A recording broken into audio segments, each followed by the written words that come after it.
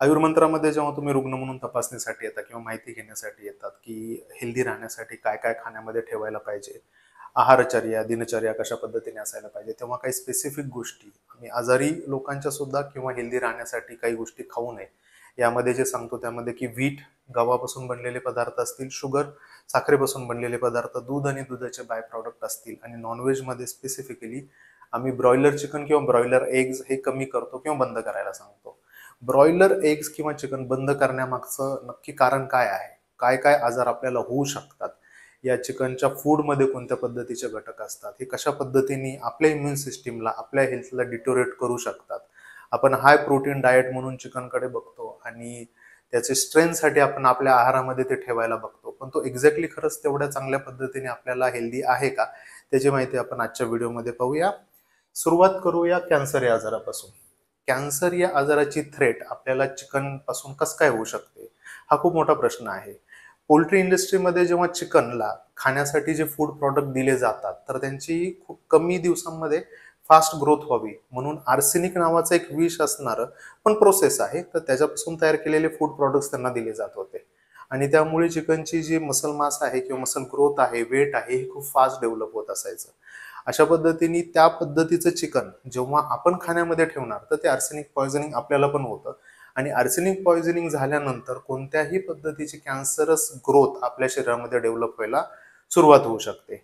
आता काही काळापर्यंत या पद्धतीचं फूड प्रॉडक्ट पोल्ट्रीमध्ये सप्लाय केलं जाणं हे सर्रास होतं. मध्यंतरी गव्हर्नमेंटने याच्यावर रिस्ट्रिक्शन आणलेले आहेत, पण याच्यामध्ये 100% ते केलं गेलेलं आहे किंवा नाही याची माहिती आपल्यापर्यंत माहिती नाहीये आपल्याला. त्यामुळे विचार करून आपण जेव्हा कधी चिकन खाऊ तेव्हा त्याचं प्रमाण, क्वांटिटी किंवा कुठून खातोय याचा नीट विचार करून आपल्याला ते खाण्यामध्ये ठेवावं लागणार आहे, कारण की रिपीटेड आर्सेनिक पॉयझनिंग झालं तर कॅन्सर होण्याची जी भीती आहे ती बळावते. दुसरा महत्वाचा आजार म्हणजे की आपली इम्युन सिस्टीम वीक होते. आपली इम्युन सिस्टीम वीक कसं काय होणार आहे, जेव्हा कमी अवधीमध्ये तो चिकनला ग्रो करायचं असतं तेव्हा कोणतंही इन्फेक्शन होऊ नये म्हणून त्यांना कंटिन्युअसली अँटीबायोटिक्स दिले जातात. मग ते अँटीबायोटिक्सचा यूज जेव्हा ओव्हर यूज होतो आणि त्या पद्धतीचं जे चिकन मीठ आहे आपण कन्झ्युम करतो, तर त्या जे अँटीबायोटिक्स आहेत ते आपल्या पण रक्तामध्ये उतरतात. आणि जेव्हा आपल्याला रेग्युलर सर्दी ताप खोकला यासाठी आपण जेव्हा सुरुवातीला एखादी टॅबलेट घ्यायचो, फक्तच क्रोसिन किंवा पॅरासिटामॉलवर आपण बरं व्हायचो, पण जर रिपीटेडली आपल्याला अँटीबायोटिक लागायला लागले, आता अँटीबायोटिकचा एक डोसने पण आपला ताप जात नाही किंवा आपली जे आपण म्हणतो इन्फेक्शन कव्हर होत नाही, आपल्याला आता IV सपोर्ट पण लागतो किंवा मल्टिपल अँटीबायोटिक्स लागतात. हे कशामुळे, कारण की आपल्या शरीरामध्ये अँटीबायोटिक्स बद्दल रेझिस्टन्स डेव्हलप झालाय. आणि तो रेझिस्टन्स डेव्हलप होण्याच्या मागे हे पण एक महत्वाचं कारण आहे की ज्या पद्धतीचं आपण मीठ खातो किंवा चिकन खातो आणि त्याच्यामध्ये जर का तेवढे हेवी अँटीबायोटिक्स यूज केले गेलेले असतील तर ते आपल्या शरीरामध्ये उतरणार आहेत, आपली इम्युन सिस्टीम वीक करणार आहे, आपल्या शरीराला अँटीबायोटिक रेझिस्टन्स डेव्हलप होणार आहे. अशा पद्धतीने आपल्या शरीरामधील इम्युन सिस्टीम वीक होत जाऊन अँटीबायोटिकचा रेझिस्टन्स आपल्याला डेव्हलप होत चाललेला आहे. आणि जेव्हा आपली इम्युन सिस्टीम ही वीक होत जाते तेव्हा काही ऑटो इम्युन डिसऑर्डर पण डेव्हलप होतात. ऑटो इम्युन डिसऑर्डर म्हणजे की आपलीच इम्युन सिस्टीम आपल्या अगेन्स्ट काम करायला लागते आणि काही आजार डेव्हलप होतात. मग त्यामध्ये रुमॅटेड अर्थरायटिस, आमवात किंवा रुमॅटेड हार्ट डिसीज, हृदयविकार जो की आमवाताच्याच स्वरूपामध्ये डेव्हलप होतो, सोरायसिस सारखा स्किन डिसीज असेल, ही सर्व ऑटो इम्युन डिसऑर्डर डेव्हलप होण्याचे चान्सेस वाढतात. आणि ही डिसीजेस तुम्हाला ऑलरेडी असतील आणि तुम्ही ब्रॉयलर चिकन खात असाल, ब्रॉयलर एग्स खात असाल, तर तुमचे सिम्पटम फास्ट वाढायला चालू होतात किंवा हा आजार बरा होणार नाही याची कुठेतरी शक्यता वाढते. हार्ट डिसीज सुद्धा वाढण्याची शक्यता किंवा वाढण्याचं प्रमाण हे ब्रॉयलर चिकन खाल्ल्यानंतर हे वाढताना दिसतं. का बरं? आपण तर म्हणतो की चिकनमध्ये प्रोटीन सोर्स जास्त आहे तर ते हृदयाला बेनिफिट करायला पाहिजे, पण त्यासोबतच त्याच्यामध्ये LDL ची लेवल पण जास्त आहे. LDL ची लेवल जास्त असल्यामुळे तुमच्या हार्टच्या ज्या आर्टरीज आहेत त्या ब्लॉक होण्याची धोका सुद्धा संभवतो जर का आपण जास्त प्रमाणामध्ये ब्रॉयलर चिकन किंवा एग्स खाणार असो तर. दुसरा महत्वाचा भाग जो आहे तो म्हणजे की हाय सडन डेथ सिंड्रोम नावाचा एक आजार हा ब्रॉयलर चिकन मध्ये दिसून येतो. सडन कार्डियक ऍक्टिव्हिटी स्टॉप होऊन त्या पक्ष्यांची मृत्यू होत असते. मग अशा पद्धतीचं वीक हार्ट असणाऱ्या पक्षाचं जर मीठ तुम्ही खात असाल तर याचे चान्सेस खूप जास्त आहेत की तुमच्याही हृदयाची कंडिशन काही वर्षांमध्ये त्यासारखी होऊ शकते. ऑलरेडी तुम्हाला हृदयविकार आहे किंवा हार्ट अरिथमिया आहे, हृदय रिलेटेड कोणतीही कंप्लेन असेल, हाय ब्लड प्रेशर सारखी असेल, आणि तुम्ही जर का ब्रॉयलर चिकन सतत खाण्यामध्ये ठेवत असाल तर किंवा ब्रॉयलर एग्स खाण्यामध्ये ठेवत असाल तर तुमच्यामध्ये हे आजार आणि त्याचे सिम्पटम वाढण्याची शक्यता ही वाढायला चालू होऊन जाते. दुसरा महत्वाचा आजार आहे त्या पुढचा पीसीओडी आणि पीसीओएस. ब्रॉयलर चिकन मध्ये जे फॅट कंटेंट हाय आहे त्याच्यामुळे वेट गेन दिसायला लागतो. वेट गेन हा स्त्रियांमध्ये किंवा मुलीमध्ये जसं जास्त होणार आहे त्यासोबतच तो हॉर्मोनल इम्बॅलन्स पण घेऊन येतो.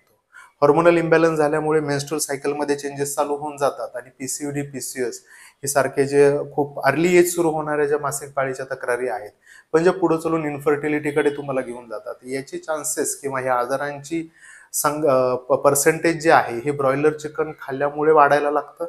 आणि पुन्हा त्या आजारामध्ये तुम्ही असाल आणि जर तुम्ही ब्रॉयलर चिकन कंटिन्यू खात असाल तर तो आजार बरा होणार नाही, तो वाढत जाणार आहे. तर पीसीओडी पीसीओएस असणाऱ्यांनी सुद्धा ब्रॉयलर चिकन किंवा एग्स खाण्यापासून दूर राहायचं आहे. आणि सर्वात महत्वाचा शेवटचा आजार ज्याच्याबद्दल आपण माहिती घेणार आहोत तो म्हणजे की एव्हीएन अव्हॅस्क्युलर नेक्रोसिस ऑफ फिमर. या आजाराची आधी रुग्णसंख्या ही खूप निग्लेजिबल होते. कोविड नंतर किंवा स्टेरॉइड यूजमुळे मधल्या काळामध्ये आता या पेशंटची संख्या ही खूप वाढत चाललेली आहे. आणि ब्रॉयलर चिकन मध्ये मुळात हा आजार असतोच. मॅक्सिमम सगळ्यात जास्त जे ब्रॉयलर चिकन मध्ये आपण म्हणतो की ते पक्षी सापडत असतील कोणत्या आजारामुळे इन्फेक्टेड आहेत किंवा आजारी आहेत तर तो म्हणजे की त्यांच्यामधील एव्हीएन. त्यांच्या पायामध्ये तो वीकनेस राहतो किंवा त्यांची फिमर हेड तशी वीक होत जातात, त्यांच्यामध्ये नेक्रोटिक चेंजेस होतात. अशा कंडिशन मध्ये असणाऱ्या पोल्ट्री किंवा त्या चिकनचं मीठ जर तुम्ही खाणार असाल तर तुमचे सुद्धा सांधे किंवा आपण म्हणू शकतो बोन्स हे किती स्ट्रॉंग होतील याला शंका राहते, क्वेश्चन मार्क आहे त्याच्यावर. आणि ऑलरेडी तुम्हाला एव्हीएनचा त्रास असेल, ऑलरेडी तुमच्या नी मध्ये आर्थरायटिक चेंजेस आहेत, गुडघे वीक झालेले आहेत, मणक्यात गॅप आहे, अशा कंडिशन मध्ये वीक असणाऱ्या पक्षाचं मांस खाणं किंवा बोन्स असणार खराब झालेले बोन्स असणारं त्यांचं मीठ खाणं हे तुमच्या मसल्सला तुमच्या बोन्सला अजून करप्ट करणार आहे, खराब करणार आहे. त्यामुळे त्या आजारातील पेशंटनी पण ब्रॉयलर चिकन आणि एग्स पासून दूर राहायला पाहिजे. आणि ज्यांना स्वतःची बोन्स किंवा सांधे किंवा मसल्स हे वीक करून नाही घ्यायचे त्यांनी सुद्धा प्रमाणामध्ये ब्रॉयलर चिकनचा वापर किंवा एगचा वापर करावा. कारण की इव्हेंच्युअली या सर्व गोष्टी तुमच्या हेल्थला डिटोरिएट करत घेऊन जाणार आहेत. मी आशा करतो की ही ब्रॉयलर चिकन कशा पद्धतीने तुमच्या हेल्थला डिटोरेट करू शकते, त्याच्यामध्ये प्रमाणात तुम्ही कशा पद्धतीने त्याचा वापर आहारात करायला पाहिजे, अतिरेक करू नये. ही जी माहिती आहे तुम्हाला आवडली असेल इतरांपर्यंत पण नक्की पोहोचवा. धन्यवाद.